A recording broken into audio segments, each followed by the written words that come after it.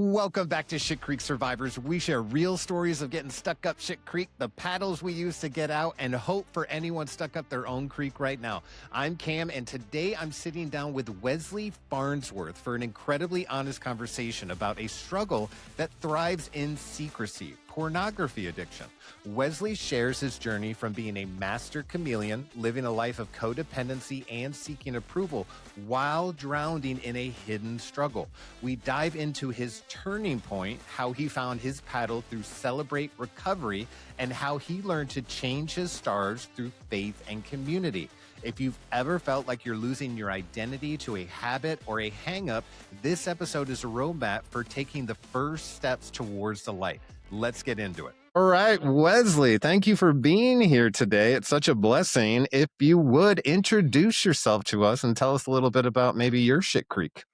Man, Cam, thank you so much for having me with you today. I've been looking forward to this episode since we first connected. Everyone's got their own creek that they've gone through. Mine is, I grew up a pastor's kid. Excuse me. I grew up a pastor's kid, and with that comes some undue pressure.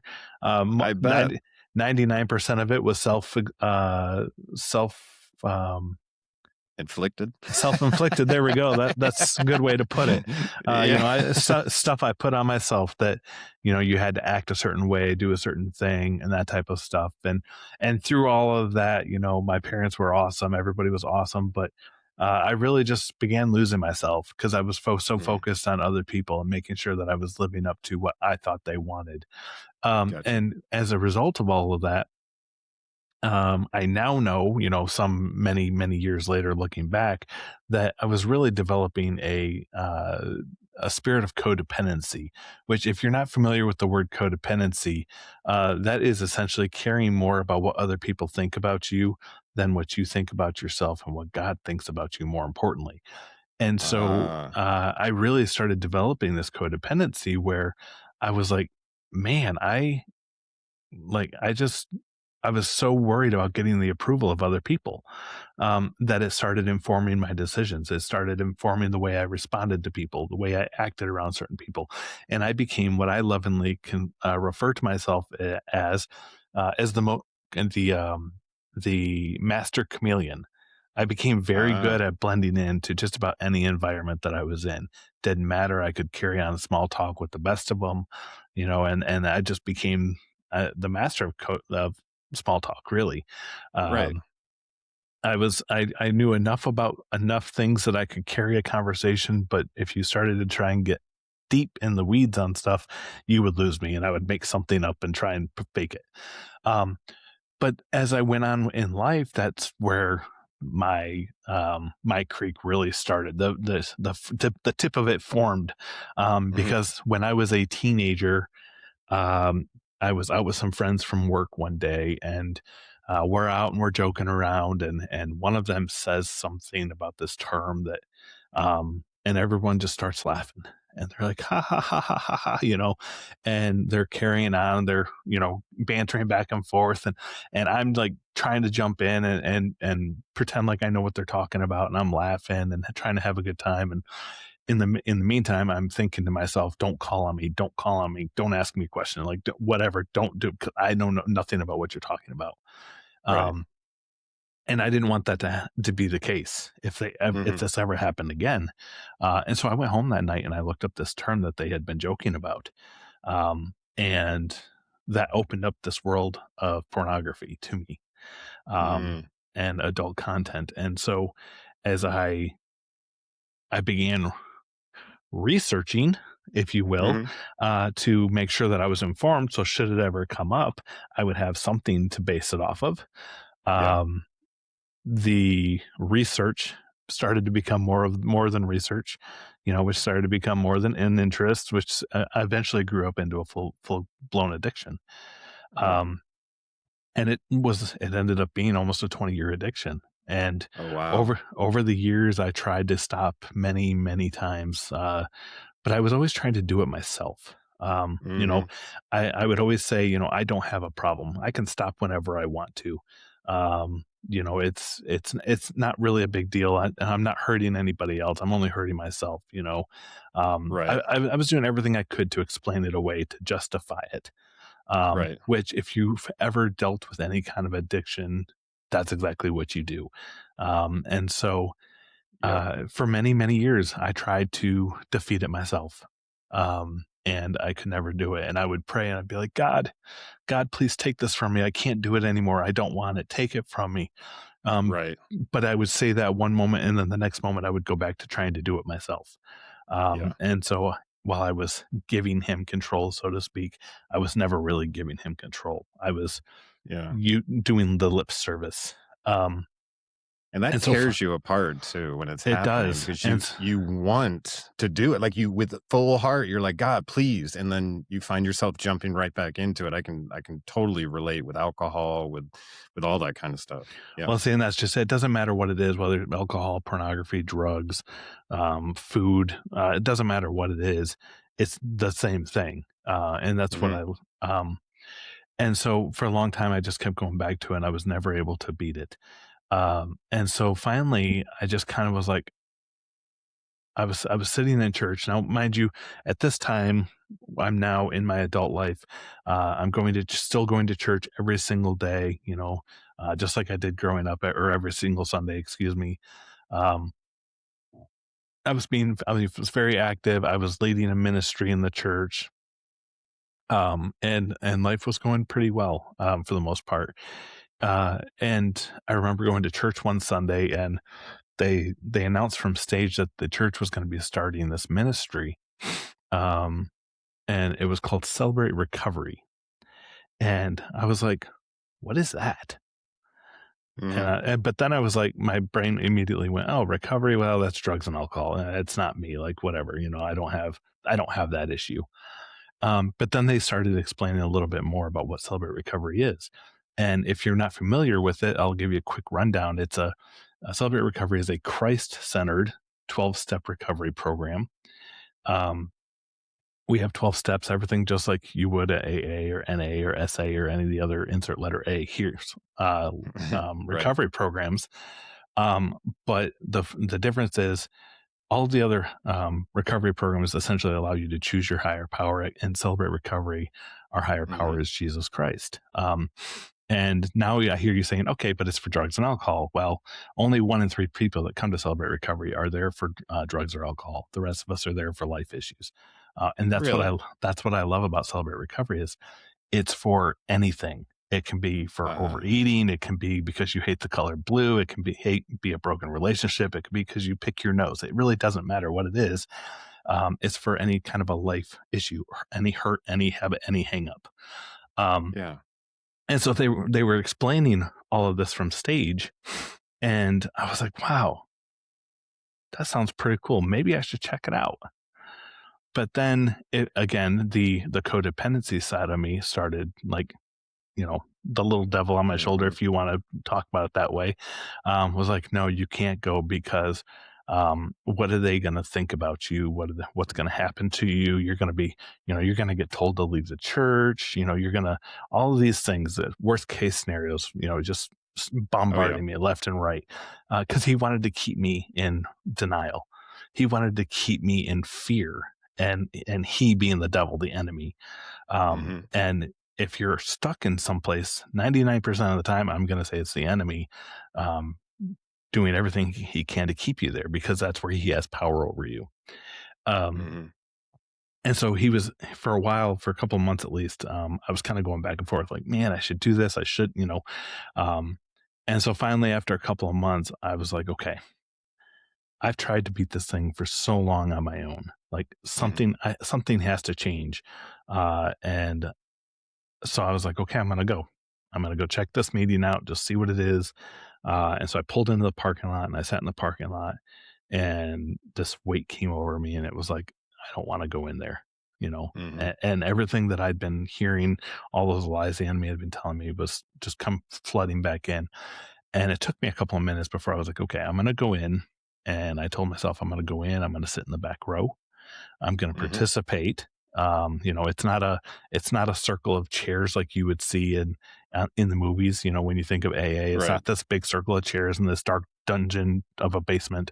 Right. So I went in and I sat in the back row and I said, I'm going to go in, I'm going to go through the meeting, and then I can leave, and then I can say that I tried it and it wasn't for me. Was giving Yeah. myself an out. But I went in, I participated in the large group, and I was like, okay, this is actually pretty cool. Like, I could see coming back, and then so I was like, okay, I'll stick around for this 101 class that they have, where they kind of tell you more about the ministry, what you can expect every week, that type of stuff. I was like, okay, I'll go. And now, normally there's multiple newcomers every week. For whatever reason, that week I was the only newcomer, and Mm-hmm. that plays into the story because during 101, time permitting, the leaders will say, "What brought you in tonight?" And I sat there and I was like, "Well, I don't want to admit like what Mm-hmm. actually brought me in." And so then my mind goes, "Oh, codependency." Now, mind you, I didn't know what codependency was until that night when I had heard it, somebody else explain it from the stage. Mm-hmm. And so I was like, well, that seems, not bad, not too bad. So I was like, codependency. And he was like, Mm-hmm. okay. He's like, cool. Thanks for sharing. And he reaches over and he starts to pick up. I can still picture it clear as day. He reaches over, starts to pick up the leader's binder, and he stops dead in his tracks and he looks back at me and he says, "Is there anything else?" Now, I can tell you from experience, because I'm a leader in Celebrate Recovery now, that that's not in the script anywhere. That he had no reason to ask this question, except for it had to have been a prompting from God. And he said, "Is there anything else?" And before I knew it, I was blurting out the secret and bawling and weeping Mm-hmm. and blurting out this thing that I'd been carrying for 20 years, Yeah. that I had not told a single soul. Um, Was it just like an and explosion it, of it just like, like Yeah, just it was got to get it out of me kind of it deal? was it was like one of those, like, I was blurting it out, and it was like it happened, and then I was like, "Wait, no!" Like, you're reaching, trying Yeah. to grab it and bring it Yep. back.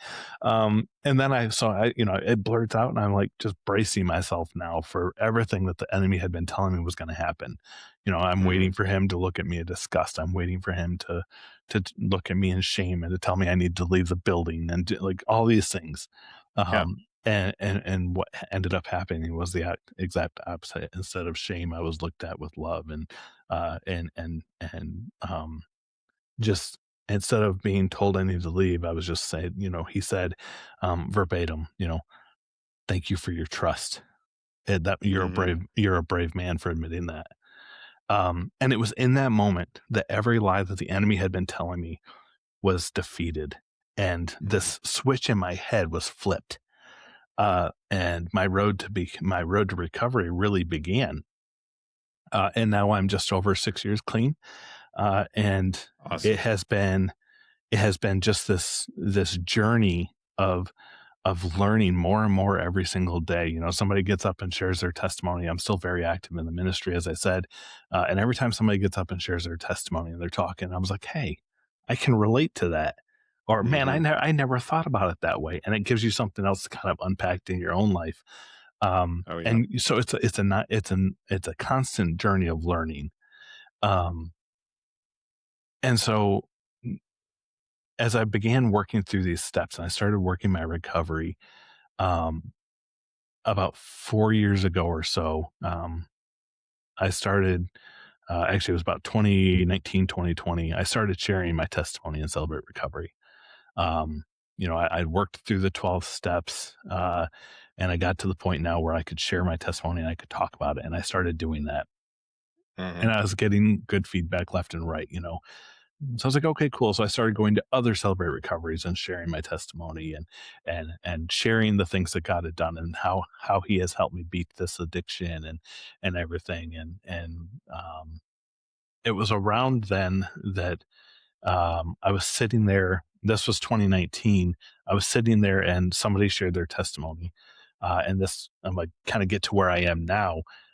He shared his testimony and he said something, and I wish for the life of me I could remember exactly what it was he said. But after our large group, we went into our open share groups and we started talking about the testimony. And whatever he said kind of spurred this scene from a movie, A Knight's Tale, in my head. It's like the scene just started playing over and over again. And in this scene, the knight is parading down the road in his full armor. It's all glistening, everything. He looks, all majestic and regal and all those fun things. And there's a Yeah. little boy on the side of the road, and he's like, "I want to be like him one day," to his dad. And his dad, of Hmm. course, is like, "Yeah, you can do that," And the guy nearby is like, "You're nuts. You can't change your stars." He just knocks him down, puts him in his place right there. You're just a peasant boy. You can't do that. Right. And as the scene started replaying in my head, God began to take those words, and He started to manipulate them and rearrange the thought process of that scene in my head. And He said, when you're not saved, or you're defeating, or you're working on this addiction, you are like that peasant boy on the side of the road. But when you finally give this addiction over to me, and you finally accept me, and become, a part of my family, you accept Jesus as Christ, then you do transform, you do change your stars, and you go from that peasant boy now into royalty. You become that knight. You're a part of my kingdom. Um, and so that just start playing over and over and over again in my head. And so as I began meditating on that, after a couple of years, it started to shift, and the idea of just changing your stars really became kind of a theme in my head, a theme in my life. Um, and to the point where a few years ago, God was like, it's like, I now want you to take your testimony, and I really want you to share it with a larger audience. And I'm like, okay. Like, so I start reaching out to more Celebrate Recoveries and stuff. And he's like, no, no, no, no, no. He's like, you're going to do a book. And I was like, you want me to do what? you know, Yeah. and this idea of the stars started to play out in the book, as the theme for it. Because if you ever think about nautical times, sailors, when they're out on the water, if all else fails, they use stars to navigate their Hmm. ship. And he's like, your life is like a constellation of stars. Every decision that you make, every job that you hold, every relationship that you have, everything is a star in your constellation. What is your Hmm. North Star? If the North Star is Christ, then you're gonna be able to navigate your life, or your ship, if you will, through through the waters, and you'll stay on course with what He wants for you, what Christ wants for you, what God wants for you in your life. But the moment you let something else become that brightest star and take over that North Star, your ship starts to go off course. Your life Hmm. begins to go off course. And so in my book, The Blueprint of Becoming: A Practical Guide to Faith, Failure, and Finding Your Way Forward, um, that's what I talk about. I share the first couple of chapters. I just share my heart. I share my testimony, things that Hmm. I've gone through in my life, how God has provided, and everything else. Um, and then that we start getting into like biblical stories of people that God used despite their past, that the world would be like, you can't do that. You're not qualified for that. There's no way. Go away. Yeah. You old man, or whatever. But Hmm. God's like, no, no, it's you I want. Let's go.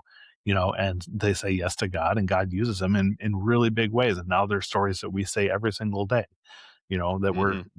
if you ever grew up in or out of the church, you probably at least know the basis of the stories. Hmm. Um, Murderers and adulterers and all these things that God used. So we look at some of those stories, and then I give practical tips as to how you can examine your own life and begin to make changes, and some tools that you can that you can use to do that. Um, and one of those tools that I like to talk about is the importance of community. Because when I was Hmm. going through my addiction, community played a huge role in defeating it. When I wanted when I wanted to go back to something, I needed somebody to be able to call. In recovery, we Hmm. call those people our accountability team or our sponsors. But they're your community. They're the people that you call when crap hits the fan, and or Yeah. you're starting to paddle up against shit creek, and you're like, like Hmm. like pull me out. Like, I don't want to go down this river anymore. Mm-hmm. And so I gave you some tips as to how you can do that because the community plays such an important role. And so, you know, I can imagine somebody sitting there like, yeah, I don't have a community though. Well, Mm-hmm.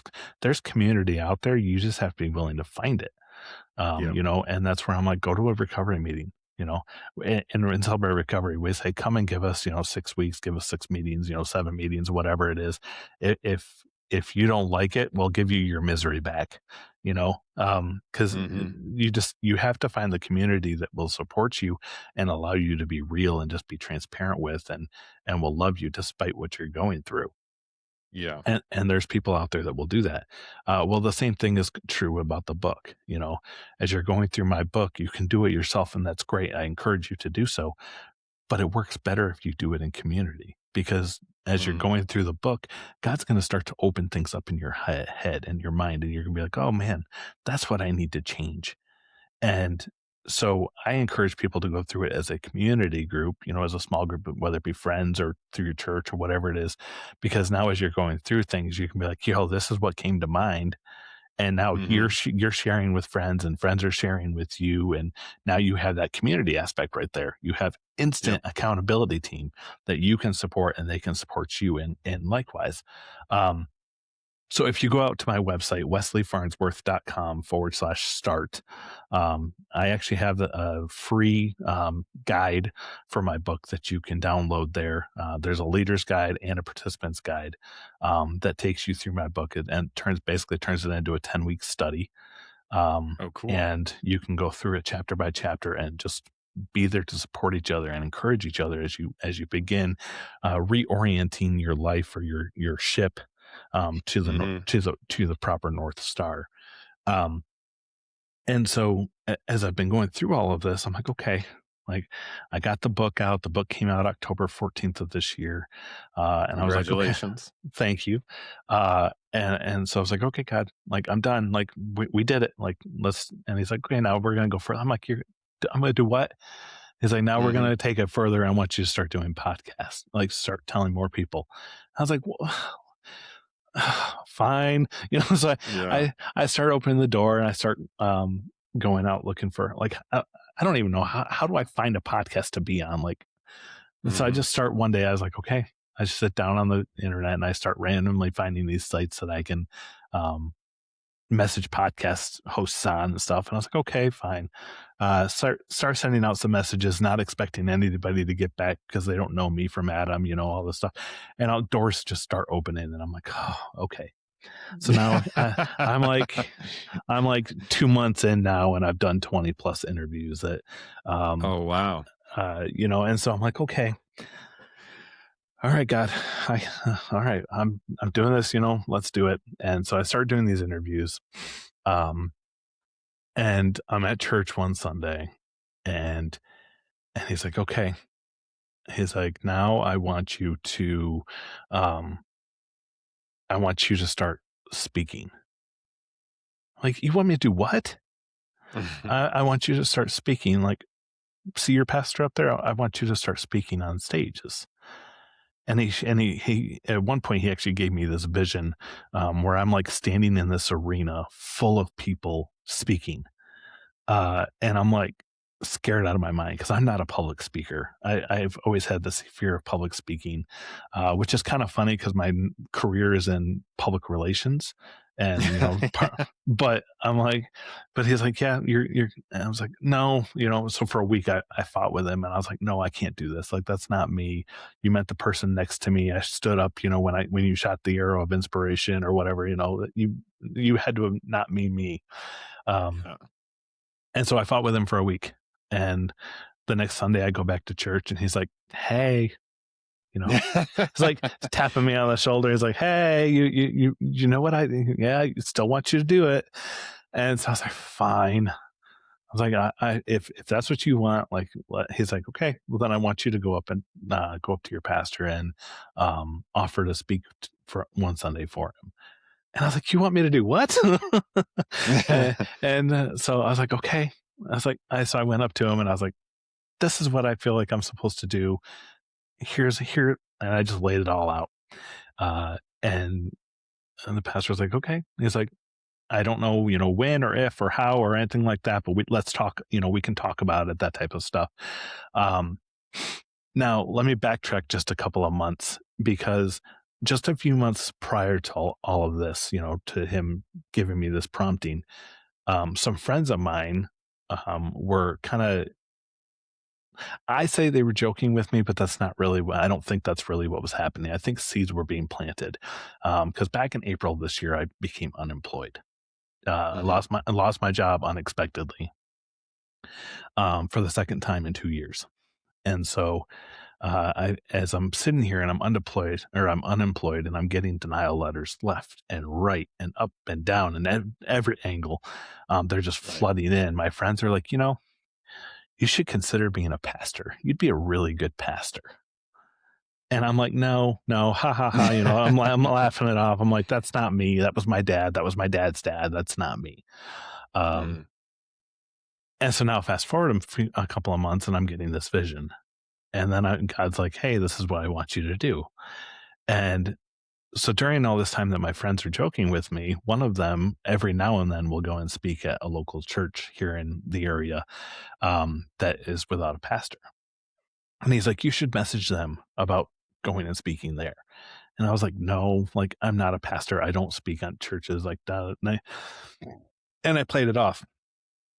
And after a while, he's like, no, you should really do this. And I was like, fine. So I sent him a message, like, just because I wanted to kind of get my friend off my back, so to speak.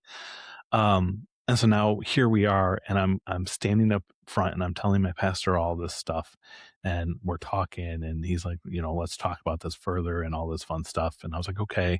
I went home that Sunday, and I was in every normal Sunday, go to bed. Monday morning, I wake up and my phone rings.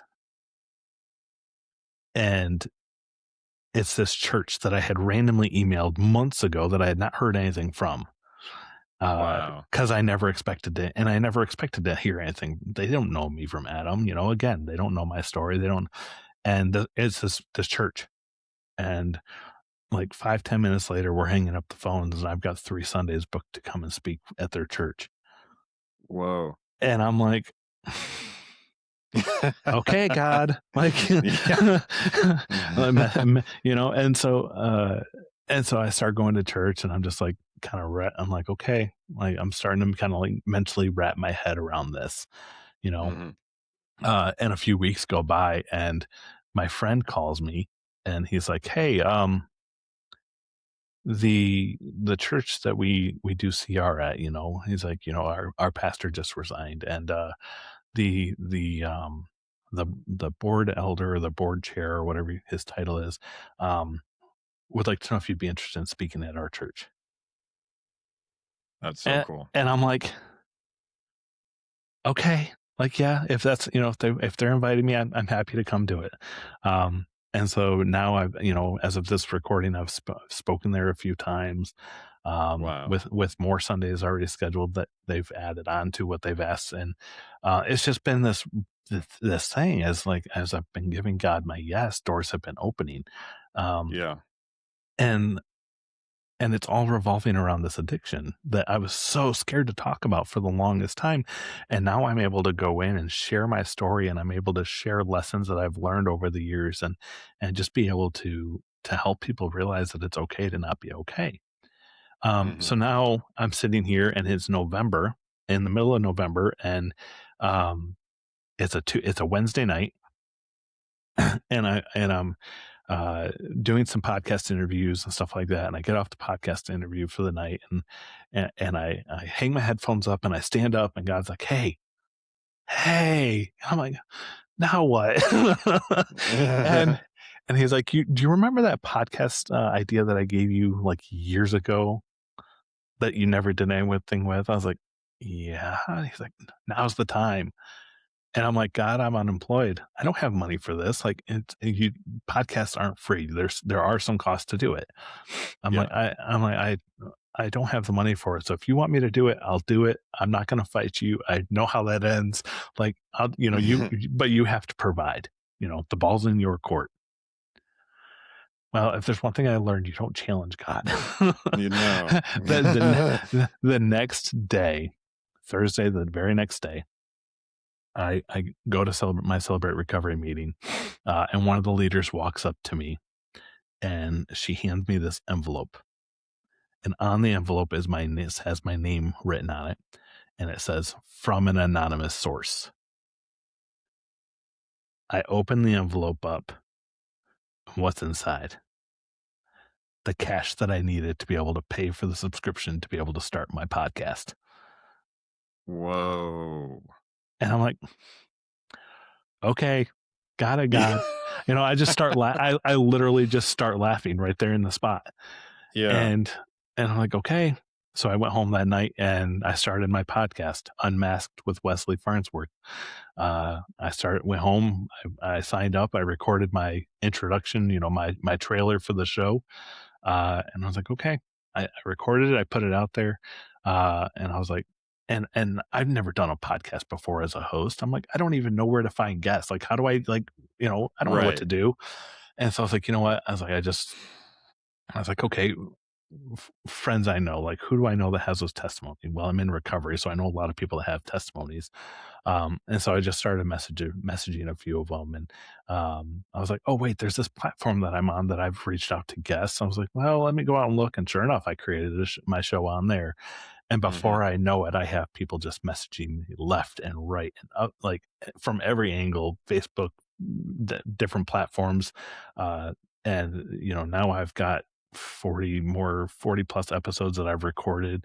Nice. That takes me into middle of 2026, and I'm still going like strong. I'm still getting messages every day from people with stories of that have how God has worked in their life. And it's just it's so awesome to see how God is using this testimony, this addiction that I fought so long to get rid of.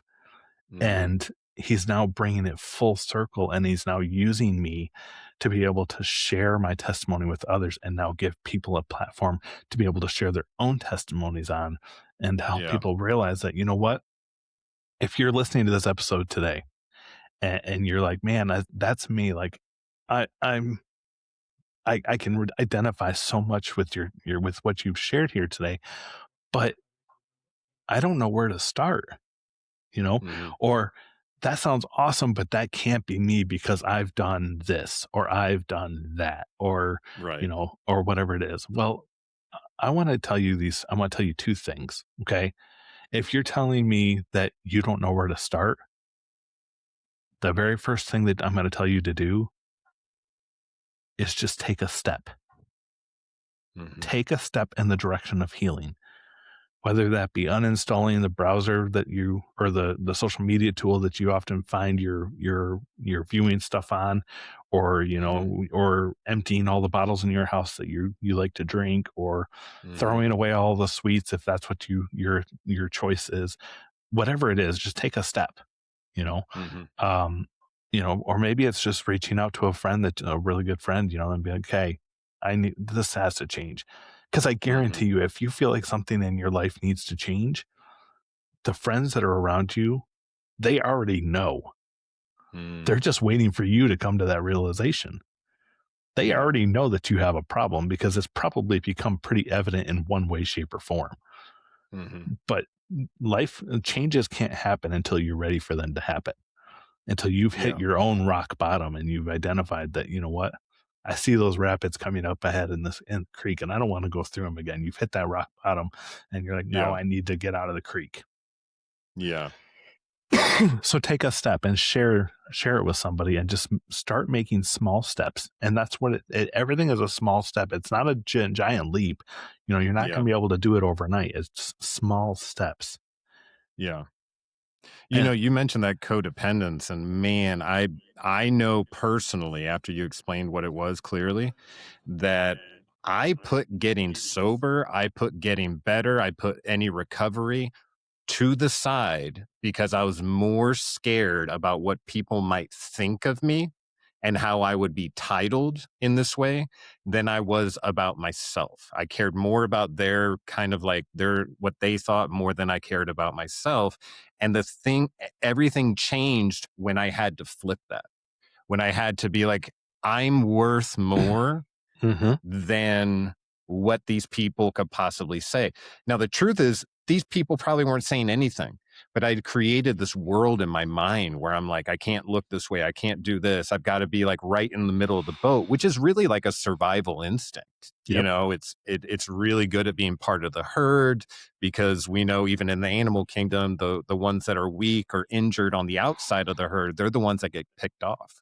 So we, in a way, kind of like make ourselves blend in. But what I found in my story is that if you've ever been exposed to like a work situation where like your leader and you're like on a team, I guess, and your leader maybe has traits that you don't agree with, but because you're part of the same squad, you don't push back when either they say something that's not supposed to be said or laugh at something you're not supposed to laugh at. You don't do anything about it or speak up, although that would be your morals speaking out because you want to be part of the group, which is an absolute way to chip away at your own morals. And you come out of it injured, you know? That's crazy what we can do to ourselves. And then when eventually I lost my job and I felt like I had chipped away at my own morals, it was for nothing. So I was mad at myself too, because I had sacrificed myself and my own morals to blend in. So that put a wedge in between me and God because I was like, I'm so sorry. You know what I mean? I chose Yeah. the world. You know, I chose wanting to be part of the squad, you know, the cool guy, you know, all that kind of stuff. But it resulted in no equity for me. Yeah. Nothing. Well, that's just it. When I first started the addiction, when that night I went home and looked at the internet, I was like, okay, like, you know, I knew deep down that what I was looking at was not right, but I wanted Mm, to fit in with this group of people that I was working with and do it now sharing, life with and being friends with. And so I would kind of let it go, and then over yeah, time, I'm like, God, I'm so sorry. I don't want this. But that it already had taken root. And I'm like, yeah, oh, and so it just, you really begin to lose who you are um, as you begin to set aside what you think uh, in favor of what you think other people want, as you yeah, begin to lose yourself to the point that, here within the last couple of years, people will be like, "Hey, what do you think about this?" And I would be like, "I don't know." And they're like, "What do you? hmm How do you not know?" Because I've really started to try to right, fix myself, and I wanted to, identify who I was, and I'm like, "I don't know." And they're like, "How do you not know?" And I'd be right, like, for the longest time, I've been so worried about sharing with other people what I thought they wanted me to say, or hmm act how I thought other people wanted me to act, that yep, I didn't know what I thought. I didn't know how I would naturally act. I didn't know any of that because I hadn't done it in many, many, many, many years, like over almost 2 decades. yeah, And so I'm like, I don't know what I think. And hmm it's still a constant battle today as I began to identify who I am and being able to, figure out that and share with people. It's still a yeah, constant struggle because I'm like, "Hey, what do you think about this?" And I have to sit there and it's like, I have to take a minute because it's like, "Okay, is this what I truly think, or is this what I think they want me to think that they want me to say, and now I'm gonna say it?" And so I kinda yeah, go back and forth in my head, for several minutes trying to evaluate it and be like, "Okay," and it's a struggle, it really is, and so you do damage yourself. I 100% agree with that, and so and that is a hard battle to overcome. It's taken a lot of counseling, a lot of just working with my yeah, counselor to kind of dig deep and identify some root causes of some things in my life, um, yep, and everything, just to be able to begin to identify who I am and what I think and how I want to act and do all that. hmm Um, and so, as I've been sitting here sharing, and I'm sorry, I'm kind of hijacking here. Do you have no, anything another? Um, no, you're yeah. going through all of it. It's great. I totally can relate to a lot of what you're saying. Yeah, keep going. um, And so, I have people tell me all the time, they're like, well, how can you talk so openly now about your addiction? Like, Hmm. how can you do it? Like, and aren't you worried about what other people think? And I say, well, honestly, yes, I still am worried about what other people think. But, in recovery, you learn in Celebrate Recovery, we like to say that you can only clean your side of the street. You can't clean other people's. You can't do it for Hmm. them. And so as I've been as I've been sharing and stuff like that, I've realized, you know what, I can clean my side of the street. Part of cleaning my side of the street is sharing what I've done, sharing my testimony. Because when God does Hmm. something in your life, it's not meant to be kept to yourself. You're supposed to share it with others and help to be able to hopefully help them in their own journey. And Yeah. to encourage them if maybe they're sitting here and they're like, I want to do this, but I don't know. Well, maybe sharing my Hmm. testimony and sharing my journey will give you that nugget of information that needs to be able to encourage you. Hmm. And I tell people, I'm like, I, over the years, I have realized that if I don't talk about something, especially the addiction, the minute I stop talking about it, now it can start kind of slowly sliding back into the shadows of my life, into the Oh yeah. darkness. And when it begins to slide back in and it starts to get into that dark corner again, then it starts to be able to fester and get those roots again and become that secret that you don't want to talk about anymore. And you start that Hmm. fear starts taking root again and Hmm. all these things that you worked so long to defeat. And so I'm like, you know what? I would rather talk about it and keep this thing out in the light Hmm. where it's being bombarded in every direction with light, the light and I'm helping other people than to let it go back into the shadows and even risk a potential relapse of any kind and allowing it to Yeah. go back because I don't want to go back down that road again. It So was I would explained to rather, me one Yeah, it was explained to me one time in AA that although, like, you come into AA and you're so down and out, but suddenly the cravings go away, which is like absolute freedom, and you start thinking you can live a normal life and all that kind of stuff.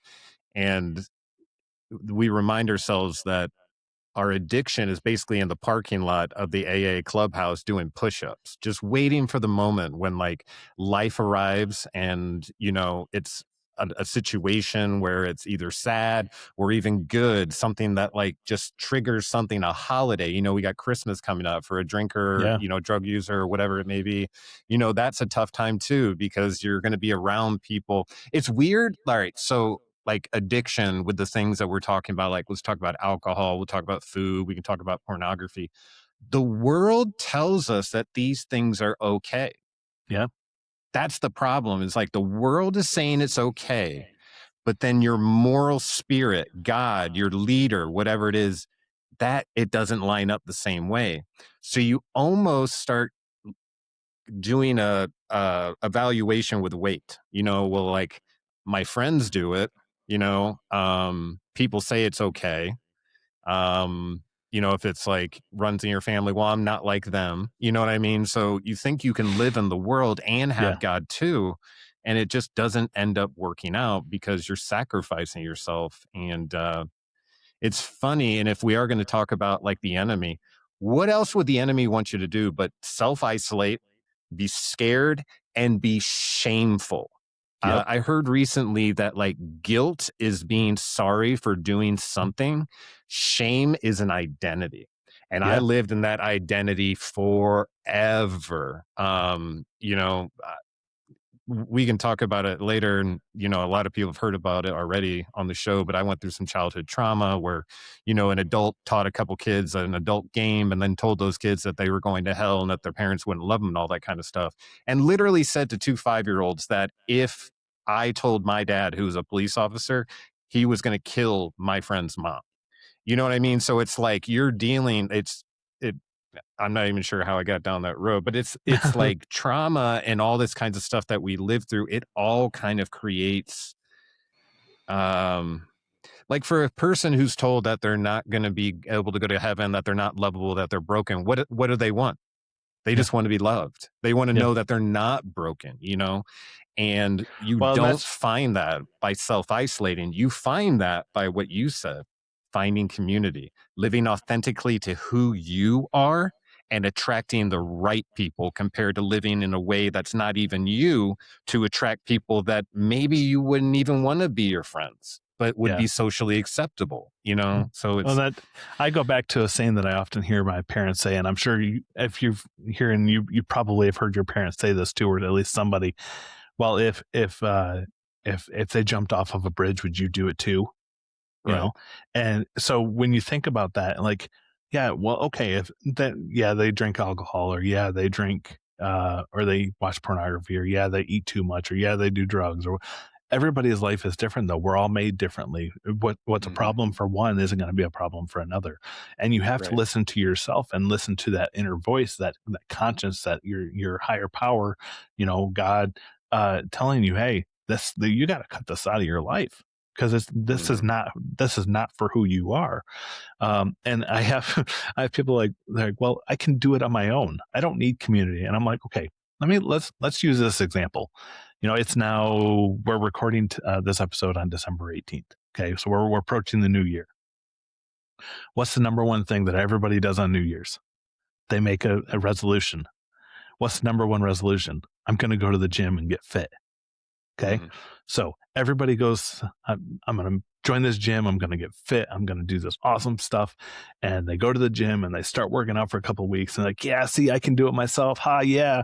They start feeling good about themselves and everything. And so they start riding this high. And then, somebody says, hey, can you come do this thing? And they're like, yeah, I can skip the gym one day. And so they go do this one thing. And then this Hmm. one thing turns into this other thing, and this other thing turns into another thing. And before Hmm. you know it, they're 1, 2, 3, 4 months out, and they haven't gone to the gym a single time in besides those first couple of weeks, because Right. they let go of that high, and they failed. Hmm. Now let's flip that script and add community in there. You join with a friend, Hmm. and now you and your friend are like, hey, I want to do this. You want to do this. We're going to meet at the gym every Monday, Hmm. Wednesday, Friday, or every Thursday, Friday, or whatever it is. And we're going to keep each other accountable. Hmm. And so now you're keeping yourself accountable, and you're saying, hey, I don't want to go, but I also don't want to let Jim Bob over here down. And so Right. you go to the gym just because you don't want to let him down. And he's probably going, hey, I don't want to go to the gym, but I don't want to let Larry down. So I'm going to go to the gym. And so now Yep. you start building this community.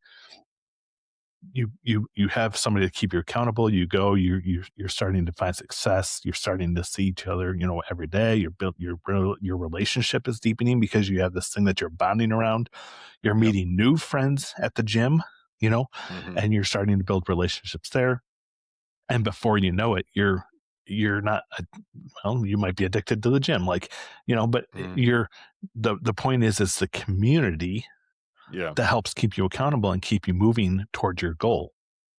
And so, I have people tell me all the time, like, "Man, that sounds great, but it doesn't matter because I can't do this. It's not for me. I'm too far gone because I've done X, Y, or Z." Right. And I'm like, you know what? If I had a penny for every time I'd heard that, I'd be a rich man, because Yeah. it doesn't matter what you've done in your life. Yeah. It doesn't matter what's been done to you, whether you were abused as a child, or you were, dropped on your head, or it doesn't matter what's been done to you. And it certainly doesn't matter the way you were brought up, Hmm. because none of that defines you. Right. It plays into who you are. It's a part of your script. I've for whatever reason, I've had several people lately talking about their life as a movie, and so I'm Hmm. like, yeah, okay, so whatever you've done in your life, whatever has been done to you, how you were brought up, all that, that's a part of your movie script. But it doesn't Yeah. define you, and it doesn't define how your life is going to end. The only thing that defines who you are today is you, and Yeah. more importantly, who God says you are. So it Hmm. doesn't matter what's been done to you. It doesn't matter what you're addicted to today. It doesn't matter what's happened to you. If you choose to walk in freedom from it, and you choose to want to beat it, and you begin taking those steps, then now you're changing the definition of who you are, and you're showing Hmm. others that change is possible, Yeah. and you're changing the trajectory of your life. It doesn't, and they're like, well, it's a family problem. My uncle did it, my dad did it, my grandpa did it. Hmm. Alcohol is a good one that tends to run the family. It's a family issue. Okay, so let it stop with you. You know, Mm. just because it runs in the family doesn't mean that you have to suffer from it too. Yeah. You can choose to make it stop with you and take the steps that need to do it. Is it going to be discomfortable or be uncomfortable? Absolutely. Is it going to be Mhm. hard? Yep. But is it worth it? Yep. And they're Mhm. like, well, I don't know if people are often like, well, I don't know if I want to do it because, I've had it in my life so long. And I'm like, yeah, Mhm. you know what? You're absolutely right. You know what life is like with that thing in it. And so you don't know what life is like without it. And it scares you. It's scary. It's scary to Mhm. want to walk into this new life without this thing that you become so comfortable with in it, Yeah. because you don't know what's waiting for you on the other side. And so Mhm. that alone will keep people stuck in an addiction. And Mhm. so I'm like, you know what? Take the steps and remove this thing from your life. Because I guarantee you that if you remove it from your life and you don't like what life looks like without it in it, you know how to get back to the low points that you're in right now. Mm. It only takes one decision to be able to get back to where you are today. Yeah. But I don't know anybody that's removed something from their life that has wished that they had kept it in there, because if you want to remove something from your life, it's for a reason. And Mhm. so just take the step and walk the trip, take the journey, and Yeah. you're going to be better for it. Yeah. Choose you. That was my big Yeah. problem. I couldn't choose me. I was so stuck in everybody else's kind of like who and I totally agree that like for a long period of time I thought it defined me. I thought Yep. I was a police officer who got shot, had PTSD, alcoholic, loser, all that kind of stuff, and that's all that was playing until and I'm sure that was the enemy too. Like as I've gotten healthier and my spiritual life has become stronger, the more I can notice that it feels like outside influence, negative influence in those moments that were the worst, but there was no one else there. Do you get what I mean? Yep. And I don't know if God does that on purpose, because those are the moments you're like, if you're there, I need you and you got to show me now. And then things start happening. And your story is a perfect example where it's like one door opens and you kind of walk in, you're like, okay, I'll I'll I'm riding with you. This is going to be uncomfortable, but I'll do it anyways. And then you do that, and then it turns into something else, and then it turns into something else, and it's just unbelievable how it can like blossom into something that you never would have anticipated. Yeah. And Yeah, I have people like, okay, so what are you going to do now? And I look at yeah, them square in the eyes and I say, I have no idea. I'm yeah, I'm just on this ride. I'm along for the ride right now because I don't know what God's doing. I yeah, just know He's opening doors, and I don't know where those doors are going to take me. I don't know what, I don't know what I'm yeah, doing in 6 weeks. Like I have like, so I'm just along for the ride, and so that's what I just encourage people to do, is just to say yes and remove that thing from their life. Don't let it define them any longer, because that's what the enemy wants, and to stop yeah, being their own worst critic. You know, yeah, I just recorded an episode today for my own podcast where I talk about, sometimes the your greatest enemy isn't the outside world, it's the person that's looking back at you when you look in the mirror. You hundred know, percent. and sometimes if we just beat ourselves up and we're like, okay, well, I'm gonna change when I get stronger, or I'm going to get changed, or I'm going to change when this happens or when that happens, or, Hmm. or whatever it is. And so that's just you trying to give yourself permission to stay where you're at, because Yeah, you know that something needs to change, but you don't want yeah. to do it. It's So you're trying to give yourself permission. yeah, it's like a well explained delay. And then you even tell it to people and you're like, it makes sense, right? Yeah, that makes sense. Yeah, I totally get it. It kind of relates to the idea of like, well, when do I start? Now, Now. and that's a hard thing to process, because I was very much like, well, it's not Monday, I got to start on a Monday. And then if I got to Monday and I didn't feel like it, I'd be like, well, this isn't the right Monday because it's like the third one in the month. Maybe I get to the first Monday of the next. So I Yep. was just hitting a pause button and delaying. And it was more because I was afraid. It wasn't because of anything else. It was because I was afraid. I was just Absolutely. scared, and people get scared, and we're told to pretend like we don't and that we've got it all together, but that's not the case. And Yeah. the more we do these episodes, and I'm sure the more you do your episodes, you see that people have way different walks in life, but we end up in places where we feel like we've lost hope. Yeah. And we, in Well, those moments, they're like the biggest seeds to turn into something that's beautiful, like, and that's just it. Like people are like, well, that's not me because I didn't grow up in the streets. Man, on my own podcast, I've talked to everything from corporate executives to drug dealers. Like, and I've mhm, talked and like that have, I've talked to literally everybody from all walks of life.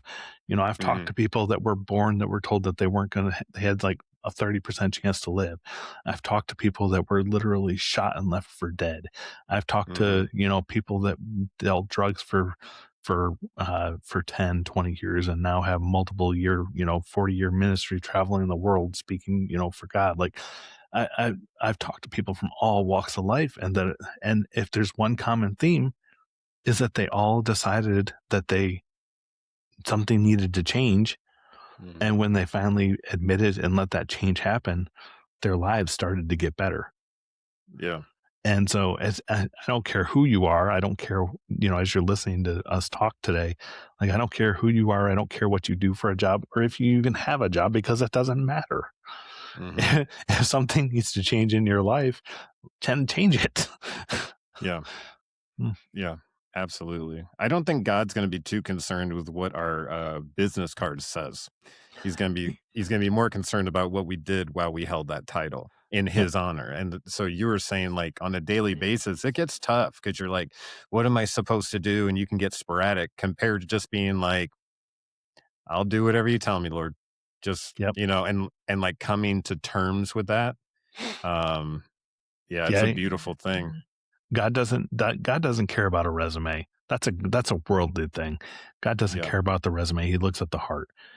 Yep. And that's exactly how I'm approaching life right now. Cause I'm like, God, who am I to be speaking on podcasts? Who am I to be speaking on a stage? What have I done that's worth all of this? And he's like, because I Yeah. told you to.